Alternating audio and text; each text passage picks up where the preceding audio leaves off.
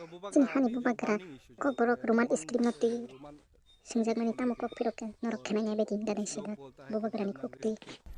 तो बुबागरा अभी जो बर्निंग इशू जो रोमन स्क्रिप्ट को लेके और कुछ लोग बोलता है कि देवनागरी स्क्रिप्ट होना चाहिए। देखो मेरा बात क्लियर है, हम अब बांग्ला स्क्रिप्ट में कोकबोरक नहीं लिख सकते, ठीक है।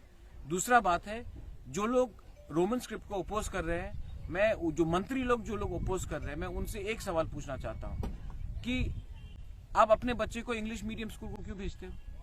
Y do you send your children to English medium school? मतलब कि मंत्री का बेटा, एमएलए का बेटा इंग्लिश मीडियम स्कूल में पढ़ेगा और हम तिपरासा लोग को आप बांग्ला मीडियम स्कूल में भेजोगे। हिंदी सीखना गलत बात नहीं है, हिंदी सीखना चाहिए, एक ऑफिशियल लैंग्वेज है। और कोकबोरक अगर हमने रोमन स्क्रिप्ट में पढ़ा तो क्या प्रॉब्लम है? मैं भी हिंदू हूं, मैंने इंग्लिश मीडियम स्कूल में पढ़ा है, मेरे रिलीजन के संग मेरा स्क्रिप्ट का कुछ मतलब नहीं रहता है। तो ये बात गलत है कि आप रिलीजन को स्क्रिप्ट से जोड़ेंगे।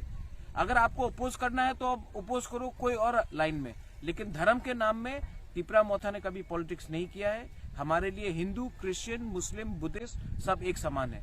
और कोकबोरक अगर हमने इंग्लिश में सीखा तो क्या गलती है? आज पूरा देश में हम लोग, पूरा इंडिया, पूरा वर्ल्ड में अगर इंडिया आगे बढ़ता है तो वो कंप्यूटर में है, और कंप्यूटर आप इंग्लिश में सीखते हो। यूपी में जो बच्चा सीखता है वो इंग्लिश में सीखता है, मंत्री लोग के बच्चे लोग इंग्लिश स्कूल जाते हैं, तो हमारा तिपरासा बच्चा लोग इंग्लिश स्कूल क्यों नहीं जाएगा?